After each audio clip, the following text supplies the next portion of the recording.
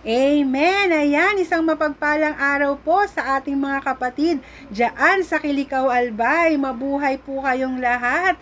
Salamat sa Panginoon dahil tayo po ay nananatiling tapat sa paglilingkod sa Panginoon. Alam niyo po, nakatingin ang Diyos sa ating kalagitnaan.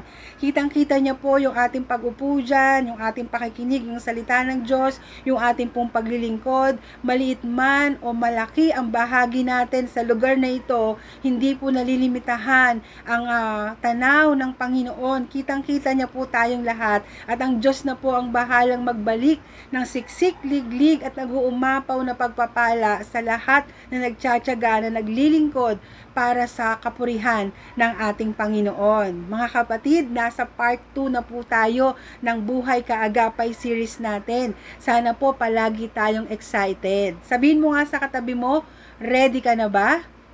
Yan, mukhang ready naman na po, di po ba? So, tumutok po tayo kay Jesus. Lagi po nating tatandaan kung saan merong 2 o 3 nagkatipon sa kanyang pangalan, ay dumuroon siya sa kalagitnaan. So, kasama po natin ang Panginoon sa lugar na to. At siya po, ang presensya niya, ang banal na spirito, ang siyang patuloy na magpapalakas at magpapalago ng ating pananampalataya. Kung ready na po ang ating puso, kung ready na po ang ating mga isipan, kung ready na po ang ating mga tenga, sige po, simulan na po natin ang pag-aaral ng part 2 series natin ng Buhay Kaagapay, na ang title po natin ngayon ay Biyaya ng Kasunduan. Pero bago yan, sige nga po, tayo ay yumukod at tayo po ay manalangin. O dakilang Diyos, salamat po Panginoong Hesus sa araw na to. Salamat sa bawat isa na nakaupo dyan at patuloy na nagtsatsaga na nag-aaral ng iyong mga salita. Jesus, mababang puso po kami na lumalapit sa iyong kabanal-banalang trono. Sa iyo na po namin lubusang itinitiwala ang araw na to. Pagharian niyo po kami ng iyong kapangyarihan. Hayaan mo na mabuksan ang aming mga mata, ang aming mga tenga at ang aming mga puso. Lord, more of you and less of us, O Father God. Hindi tao, hindi sino man ang maitanghal, ikaw lamang ang mapapurihan sa aming kalagitnaan. Ito po ang aming panalangin, pasasalamat at pagsamba. In Jesus' mighty name we pray. Ang lahat po ay magsabi ng Amen and Amen. Praise God. So, biyaya ng kasunduan. Ito po ang ating pag-aaralan ngayong araw na to. Last week, pinag-aralan po natin kung saan ba nagsimula ang simbahan. So, inisa-isa po natin, di ba, na simula pa lang, nasa isip na tayo ng Diyos, di po ba, at nakita natin na sina Adan at sina Eva, dapat sila po yung magre-reflect ng imahe o larawan ng Diyos, pero nabigo sila dahil pumasok ang kasalanan. Tinawag din po ang Israel, pero ganun din po, nabigo sila na i-reflect ang larawan ng Diyos, kaya po naparito ang ating Panginoong Hesukristo para siya ang maging perpekto na maglarawan o mag-reflect ng kabutihan, kapangyarihan, kabaitan ng ating Diyos Ama na nasa langit. Hanggang sa tayo po, di ba, nakaabot po sa atin ang biyayang ito ng ating Diyos dahil tayo ay sumampalataya at nakipag-isa kay Kristo bilang Panginoon natin at sariling tagapagligtas. So ngayon naman po, sisimulan nating talakayin ang Church Covenant o ang biyaya ng kasunduan sa church. So, pero bago po yan, babasahin po natin ng sabay-sabay itong introduction o preamble. Okay? Ito po yung covenant ng isang simbahan, ng mga miyembro ng isang simbahan. So, ipa-flash po natin dyan sa inyong TV. Basahin po natin ng malakas. Tayo, na dahil lamang sa biyaya ng Diyos at nagsisisit tumatalikod sa ating mga kasalanan, sumasampalataya sa Panginoong Hesukristo at inilalaan ang buong buhay natin para sa Kanya, at matapos na mabautismuhan sa tubig, nang ipahayag natin ang pananampalatayang ito sa pangalan ng Diyos Ama at ng Diyos Anak at ng Diyos Espiritu Santo, ngayon ay taos-puso at buong kagalakang nangangako at muling nakikipagtipan sa bawat isa sa tulong ng kanyang biyaya. So, meron po kasing church covenant o sa loob ng simbahan, meron pong mga kasunduan. Meron din po tayong tinatawag na statement of faith. Ito po ay primary documents na dapat alam natin bilang member ng church. Ang iba po, meron pa talaga silang pinipirmahan, okay, na ganyang document kapag member na sila ng simbahan. Yung ano po ba yung statement of faith? Naririnig niyo po yan, ano? Nakasulat po dito kung ano ang pinaniniwalaan natin na itinuturo ng Biblia. Tapos, meron din pong church covenant. Nakasulat naman po dito yung pinagkakasunduan nating paraan para maipamuhay yung mga pinaniniwalaan natin. So, hindi lang kasi natin sinasabi na pinaniniwalaan natin ang gospel at itinuturo ito sa iba, kundi dapat ipinapakita din po natin ito sa pamamagitan ng araw-araw nating pamumuhay. Diba? Remember po, last week, nakita natin na ang purpose ng Diyos para sa pagkalikha sa tao ay para i-reflect ang kanyang larawan sa buong mundo. So, ganun po yung nakasulat sa Church Covenant. Paano natin gagawin yon? Okay, batay syempre po ito sa sinasabi ng Diyos na nakasulat sa Bible na sama-sama po natin gagawin as a church. Syempre, hindi naman po ito sobrang haba. Okay? Pero, nakasulat po dito yung mga core essentials ng commitments na dapat nating gagawin bilang miyembro ng isang simbahan. Pero, hindi pa po ito ngayon. Pero, darating po tayo dyan. At paano natin to gagawin? Ine-express po natin ito sa pamamagitan po ng pagpirma. Syempre, ang commitment po, hindi lang naman yan natatapos sa pagpirma. Kasi napakadali naman po talagang pumirma tapos hindi mo nagagawin yung mga pinirmahan mo, di po ba? Pero by starting na tayo po ay pipirma, syempre babasahin natin yung kasunduan na yon tapos pipirmahan po natin. Kapag ka po pinirmahan natin yon, nangangahulugan po, sumasang-ayon tayo na gagawin natin yung kasunduang ito para sama-sama nating maipamuhay kung ano po ang kalooban ng Diyos sa atin pong mga buhay. So, bakit po mahalaga yon? Okay? Ang Church Covenant po ay biblical. Okay? Maganda po ito. Hindi po ito legalistic. Ang panalangin ko nga po ay may pakita ko po ito sa inyo na biyaya po ng Diyos. Okay? Kung mamumuhay po tayo ayon sa kasunduan na ito po ay biyaya ng Panginoon. Nakaugat po ito sa mayamang biyaya ng Diyos na isang paraan para mas dumaloy pa ang biyaya ng Diyos sa buhay natin individually and corporately as a church. So, hindi po natin po pwedeng maliitin na, naku, piraso lang naman to ng papel, tapos pirma, wala naman tong meaning. Okay? Tingnan nyo po, di ba kapag po nagtrabaho ang isang tao, meron po yung kontrata na pinipirmahan, di ba hindi naman siya naghe-hesitate na pumirma at nakasulat po doon yung mga roles and responsibilities niya bilang empleyado. Tama po ba? Kasi nakikipagkasundo ka, kapag pumirma ka, nakikipagkasundo ka na gagawin mo kung ano yung pamantayan ng opisina o ng isang korporasyon, okay, bilang empleyado. Ganun din po kapag 'di ba sa pag-aasawa, 'di ba, meron pong marriage contract na dapat pipirmahan. So hindi mo naman po pwedeng sasabihin mo, mahal kita pero wag na tayong magpakasal kasi papel lang naman 'yan, 'di po ba? Hindi naman mahalaga 'yan. Ang importante nagmamahalan tayo. So mahalaga po ang pirma sa marriage contract dahil yun po yung nagsisignify ng kahalagahan ng relasyon na pinasok mo. Ibig sabihin kapag pumirma ka sa marriage contract, pinapakita mo na hanggang kamatayan, kayo lang dalawa ang magsasama. So yun po yung kahalagahan ng covenant. You are committing yourself to that relationship. Kaya ngayon pong umagang ito, dapat maitama po natin yung understanding natin ng grace. Okay? Yung grace ng Diyos, yung grasya ng Diyos. And grace doesn't mean less commitment. It means more. So, habang binibiyayaan tayo, dapat lalo natin pinagbubuti. Dapat habang nararanasan natin ang kabutihan ng Panginoon, yung grasya ng Diyos, yung biyaya ng Diyos, dapat lalo nating ginagalingan at hindi natin inaabuso.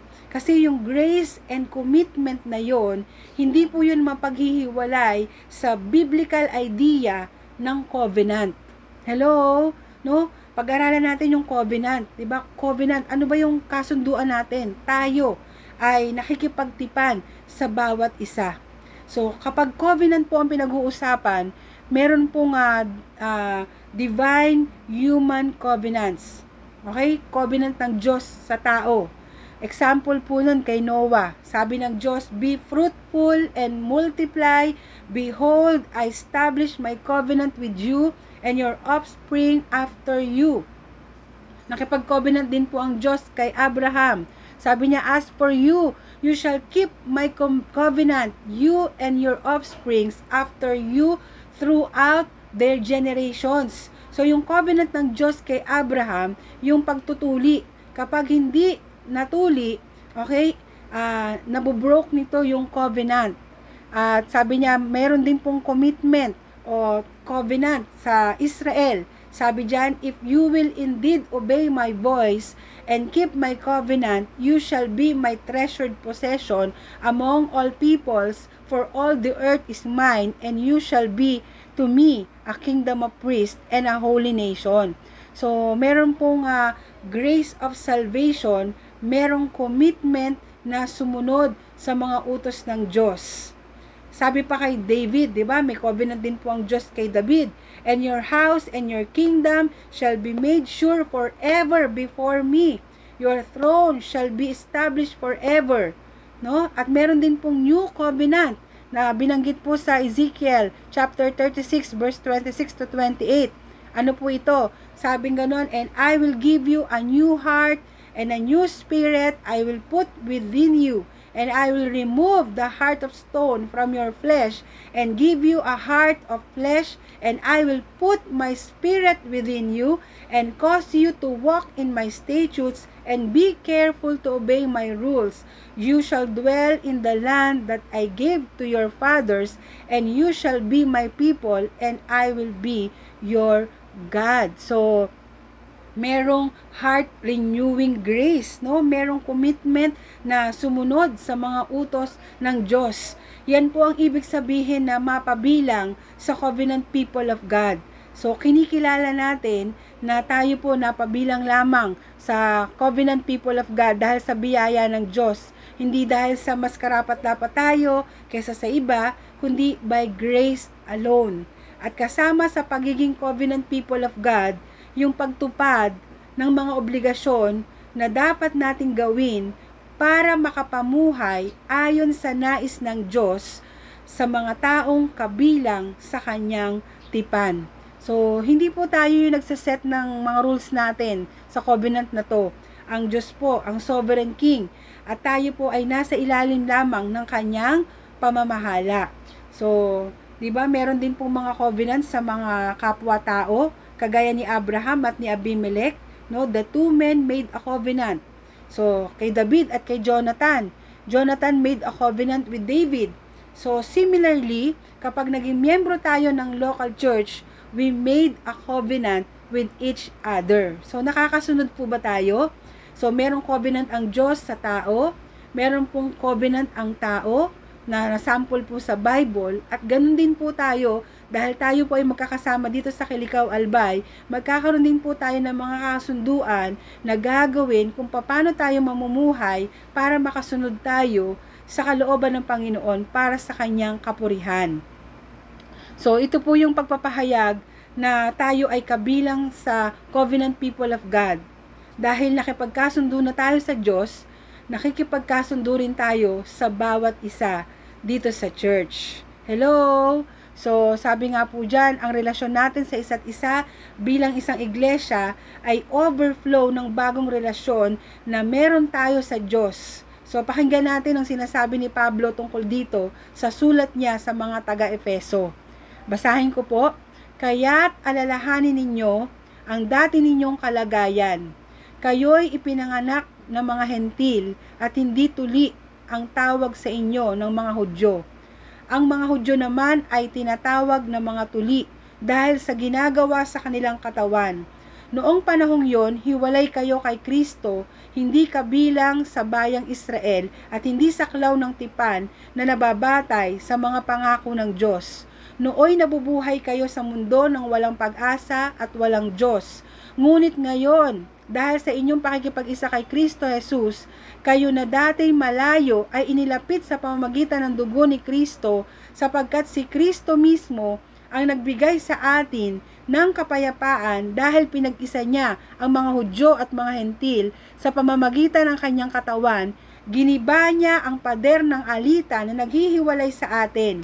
Pinawalang bisa niya ang kautusan kasama ang mga utos at mga alituntunin nito upang mula sa dalawang lahi ay makalikha siya ng isang bagong bayan na nakipag-isa sa kanya at sa gayon ay magkaroon ng kapayapaan sa pamamagitan ng kanyang kamatayan sa krus. Winakasan niya ang kanilang alitan, pinagkasundo sila sa Diyos at pinagbuklod sa iisang katawan.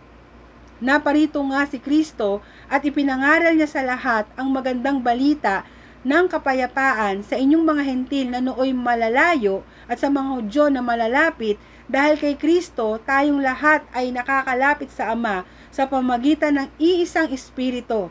Sa makatuwid, hindi na kayo mga dayuhan o taga-ibang bansa, kundi mga kababayan na ng mga hinirang ng Diyos at kabilang sa kanyang sambahayan, tulad ng isang gusali. Kayo'y itinayo sa pundasyon, inilagay ng mga apostol at mga propeta na ang batong panulukan ay si Kristo Jesus. Sa pamamagitan niya, ang bawat bahagi ng gusali ay nagkakaugnay-ugnay at nagiging isang templo na nakatalaga sa Panginoon. Dahil din sa inyong pakikipag-isa sa Kanya, kayo man ay sama-samang itinayo bilang tahanan ng Diyos sa pamamagitan ng Espiritu. So dati, sabi po yan no, sa Ephesians chapter 2 verse 11 to 22. Dati malayo po tayo sa Diyos, pero dahil sa ginawa ni Kristo sa krus, sa pamamagitan ng pananampalataya sa Kanya, ay nakipag-isa na tayo kay Kristo. So, meron na tayong bagong ugnayan sa Diyos. Ang mga taong dating magkakahiwalay rin po, di ba? Sa lahi, may alitan, merong pagkakaiba-iba, ngayon po ay inilapit na, pinagkasundo na, pinagkaisa na, pinagsama-sama na sa isang church. So, we make a covenant with each other as members para ipahayag ang realidad ng ginawa ni Kristo para sa church. At kapag ang Diyos po ang nag-initiate ng covenant sa atin ng mga makasalanan, ang tawag po dito, covenant of grace. So, nakipagkasundo siya sa atin. Bagamat tayo po ay makasalanan, dahil sa mayamang biyaya at grasya ng Panginoon, tayo po ay nakipag-isa sa Kanya. No, sabihin ng iba, masyado naman yatang exclusive yan. Well, ang purpose po ng covenant membership ay para sabihin na hindi lahat ay kabilang sa people of God.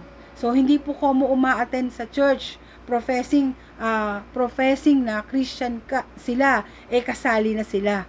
Kaya mahalaga po na malinaw yung distinction kung sino-sino po ang kasali. Siyempre, hindi naman po natin makikita yan kung ano talaga ang nasa puso ng tao. Hindi tayo po pwedeng mag-judge ha. Ang Diyos lang po ang nakakaalam kung sino-sino talaga ang kabilang sa invisible church. Pero dapat gawin natin ang lahat ng magagawa natin para yung visible church o yung tatanggapin nating miyembro ng church ay sumasalamin sa nais ng Diyos na kabilang sa invisible church. So, sana po nasusundan po natin ito.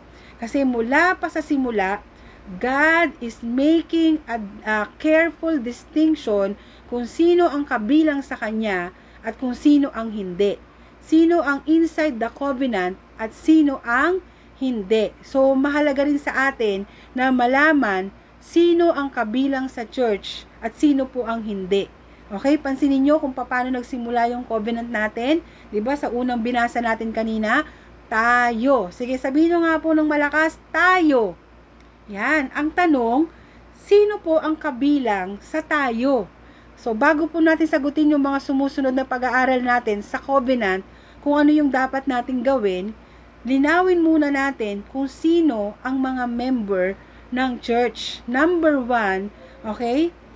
Yung mga kinahabagan ng Diyos, yung mga nakaranas ng grace of God. 'Di ba sabi tayo na dahil lamang sa biyaya ng Diyos, sa tulong ng kanyang biyaya. So una, we are people of grace. Pansinin nyo po, no, sa pasimula, sa gitna, hanggang sa dulo ng church covenant natin, tungkol po yan sa biyaya ng Diyos. Sabi sa simula, tayo na dahil lamang sa biyaya ng Diyos. Ito po ay pagkilala na naligtas tayo dahil lamang sa biyaya ng Diyos. Nabuksan po yung mga bulag nating mata, 'di ba? Naitama po yung tibok ng puso natin, dati makamundo.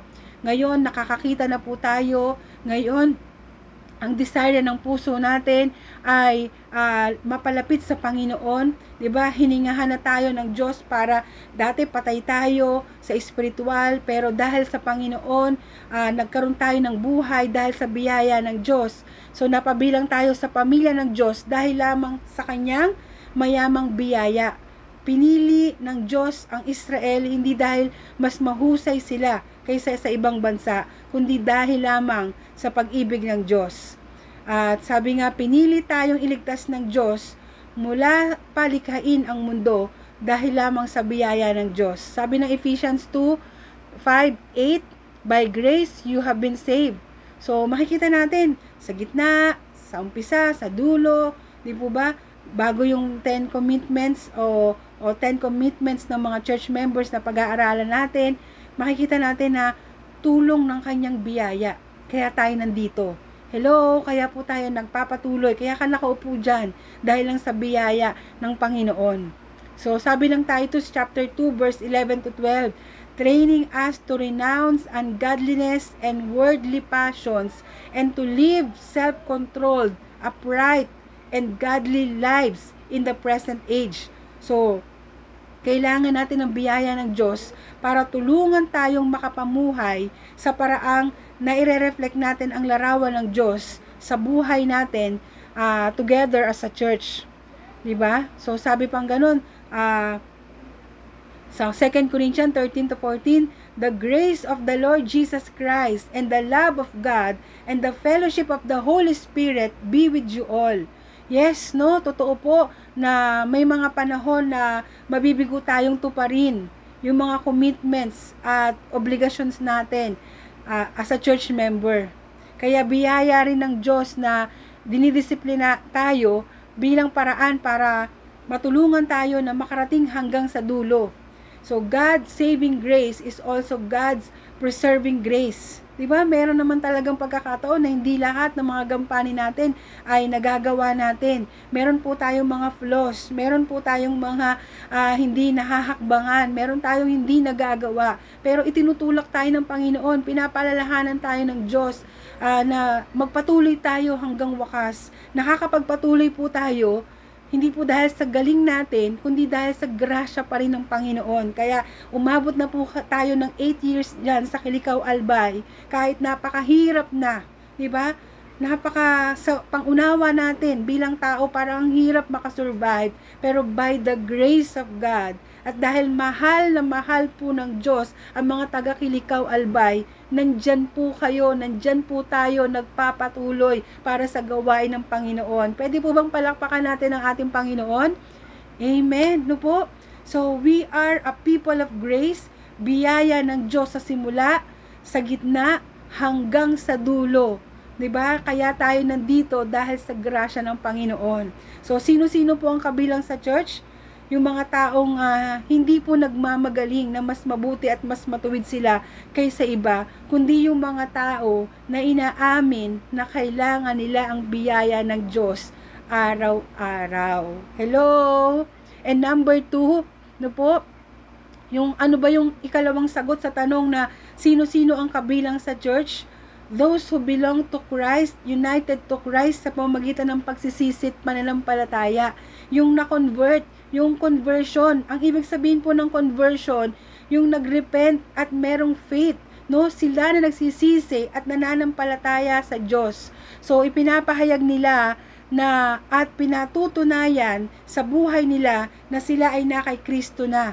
Alam niyo po, hindi automatic na sa kamatayan ng Panginoong Hesus ay nagkaroon ng kaligtasan ang lahat ng tao. No, si Jesus po namatay sa krus ng Kalbaryo 2,000 years ago, it is not an automatic na lahat ng tao sa sangkatauhan ay ligtas na. So, ito po ay inilalapat lang, nangyayari lang sa mga tumanggap sa biyayang ito sa pamamagitan ng pananampalataya. Okay, faith ang nagkokonekta sa atin sa lahat ng saving benefits na ginawa ni Kristo. Ang mga kabilang sa church ay ang mga taong nagtitiwala hindi sa sarili nila at sa magagawa nila, kundi kay Kristo at sa kanyang ginawa sa krus para sa atin. Ang pananampalatayang ito ay may kaakibat na pagsisisi at pagtalikod sa kasalanan. So ito rin ay biyaya ng Diyos na enabling sin lovers, those who love darkness rather than light, turn away from their sins and turn to Christ. No? Kasama ito sa response na dapat natin gawin nang marinig natin ang gospel. Sabi ni Jesus sa simula ng earthly ministry niya, Mark chapter 1 verse 15, "The time is fulfilled and the kingdom of God is at hand. Repent and believe in the gospel." So hindi po pwedeng may pananampalataya pero wala namang pagkilala sa kasalanan na ito ay pagrerebelde sa Diyos. Hindi din po pwedeng may pagsisisi pero wala namang pananampalataya kay Kristo. So para yung two sides of the same coin. Kabilang sa conversion yung parehong repentance and faith. Merong tinatalikurang kasalanan tapos merong nilalapitan si Jesus. Saving faith is repentant faith. Saving repentance is believing repentance. So, sino po ang kabilang sa church? Yun bang mga taong walang kasalanan? Yung mga tao bang mas mabuti kaysa sa iba? No, hindi po. Yung mga taong inaamin na sila'y makasalanan. No, sila'y terribleng may kasalanan. Humingi ng tawad sa Diyos at nagtitiwala na wala nang ibang makapagliligtas sa kanila maliban kay Kristo. So, masasabi mo po bang totoo yan sa'yo? Don't assume na dahil nandito ka sa church ay kabilang ka na sa church. Ang pinakatanong po at pinakamahalagang tanong po, do you belong to Christ? No? Nakakabit ka na ba kay Kristo? So, at kung yan ay totoo na sa'yo, wag mong isipan yan o isipin yan na one-time decision lang. So, pansinin mo po yung binasa natin sa umpisa. Okay, nakasulat po sa covenant. Hindi po nakasulat doon, nagsisit, tumalikod. Okay? Sumampalataya sa Panginoong Hesukristo. Kundi ang nakasulat po doon, nagsisisit, tumatalikod sa ating kasalanan, sumasampalataya sa Panginoong Hesukristo. Oo nga't nagsisi ka na, pero patuloy pa rin dapat na nagsisisi. Sumampalataya, pero patuloy pa rin sumasampalataya. So Romans chapter 1 verse 16, the gospel is the power of God for salvation to everyone who believes. So present tense po yan. Yun ang nagpapatuloy na pananampalataya. Tulad din ng sabi ni Paul sa Galatians chapter 2 verse 20, I have been crucified with Christ. It is no longer I who live, but Christ who lives in me. And the life I now live in the flesh, I live by faith in the Son of God who loved me and gave Himself for me. So dahil kay Kristo at ang buhay ni Kristo ang nasa atin, nagpapatuloy tayo na namumuhay para kay Kristo at ito po yung tinatawag nating discipleship, yung pangatlo sa sagot na sino ang kabilang sa church. No po, discipleship, yung pangatlo po, araw-araw na binabago ni Jesus, yung nilalaan ang buong buhay na para na sa Kanya. Okay? Pangatlo po itong sagot sa tanong na sino-sino ang kabilang sa church. Dapat followers na ni Christ. Hello? Sabi nga dyan sa Ephesians 2:10, but we are created in Christ Jesus for good works.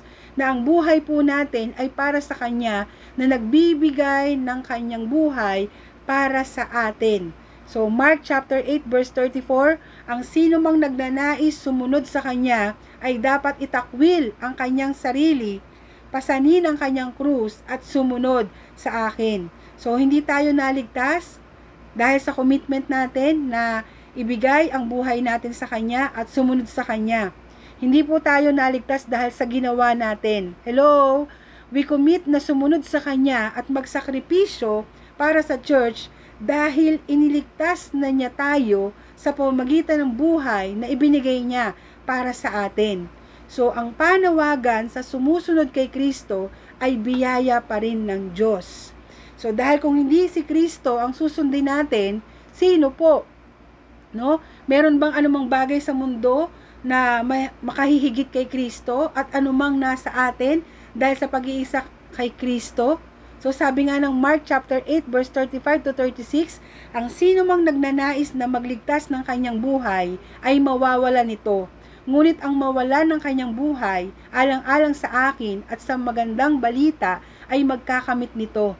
Sapagkat ano ba ang mapapala ng isang tao? Makamtan man niya ang buong daigdig, ngunit mapapahamak naman ang kanyang sarili.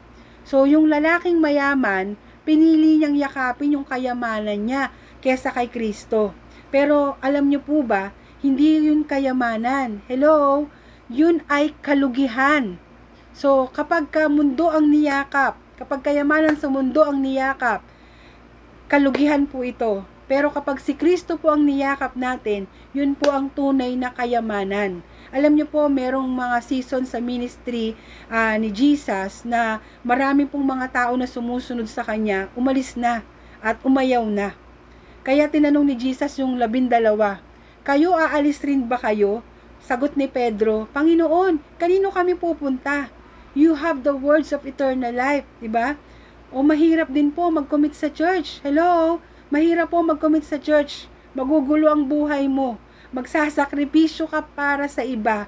Pero kung ito ang panawagan sa atin ni Kristo, then it must be grace. No, grasya pa rin po ito ng Panginoon. Bakit?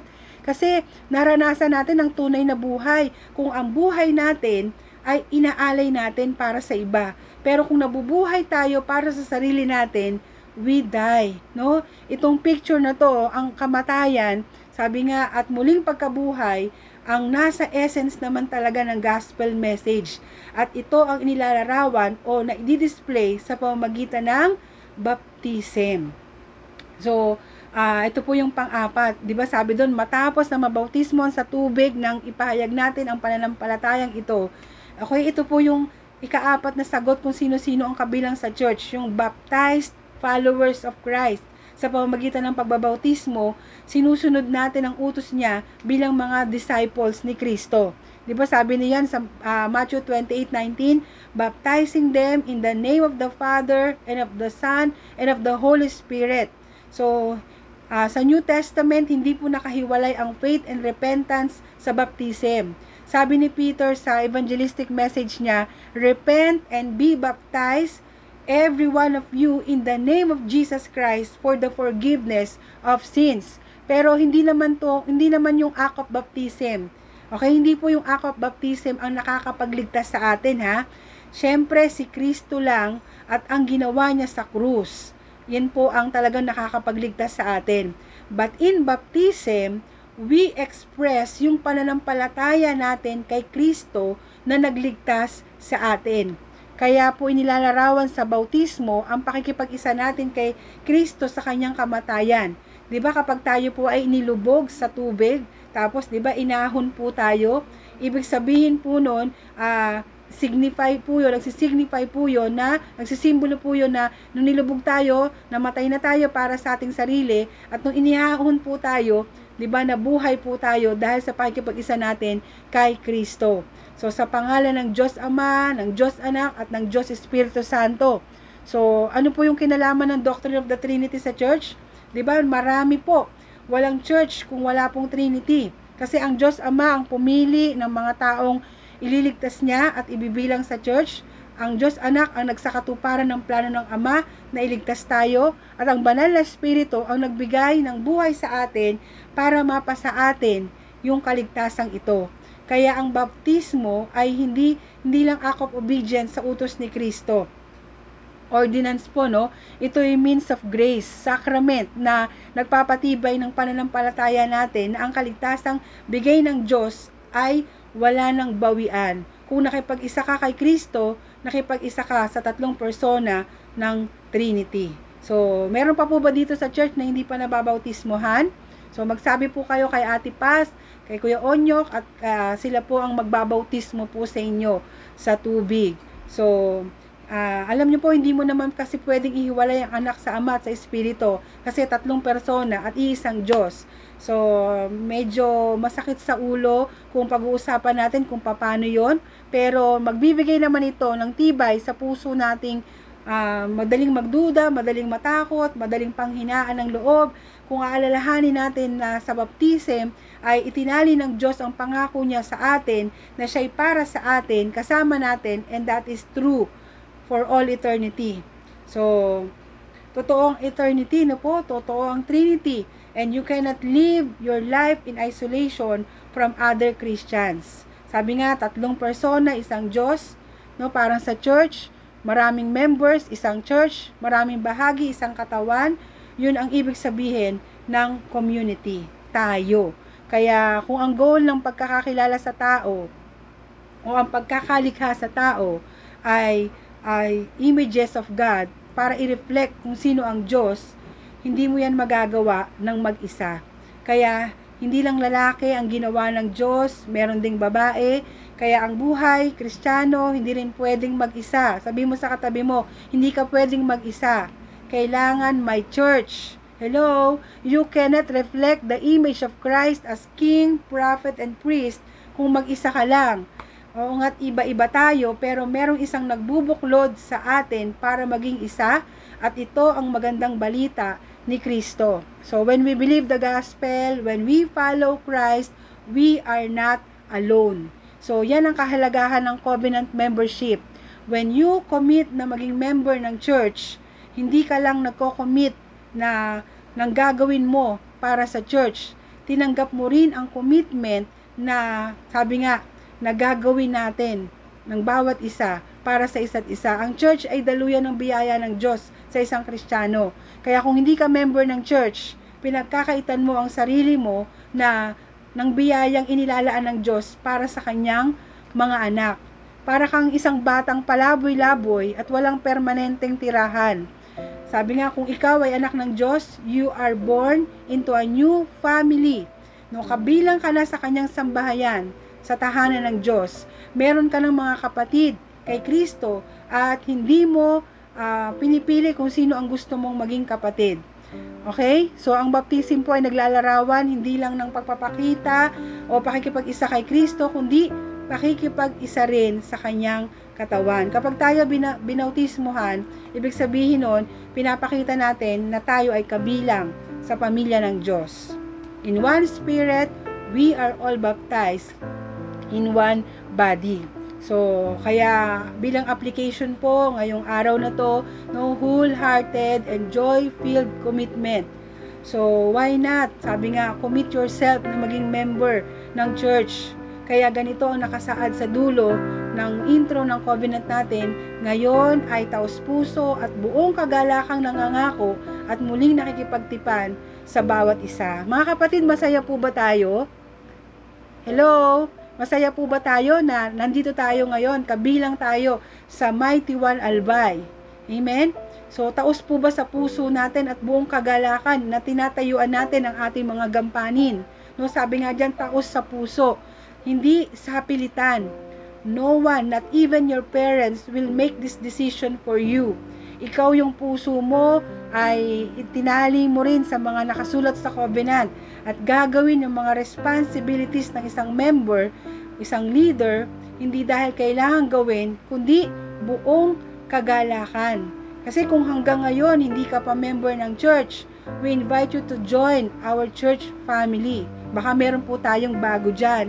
So, lapitan lang po natin yung mga elders at makipag-usap tayo sa kanila, kina Ate Paz, kina Kuya Onyok, no? At makipag-usap tayo kung ano ang sumusunod na hakbang, kung manlamig ang commitment natin, no? Paano tayo palalakasin. Kaya kailangan paalalahanan natin palagi ang bawat isa sa grasya ng Diyos. Kaya nga po mahalaga yung prayer meeting na bukod sa Sunday service, meron tayong panalanginan, no? Meron tayong follow-up. Ayan, nagtutulungan tayo kung paano tayo mamumuhay bilang isang mananampalataya ni Kristo. So, sabi nga, hindi optional, okay? At sa buhay natin, sa biyaya ng Panginoon, maganda po at nandito po tayo sa loob ng church kasi kailangan po natin ng isa't isa.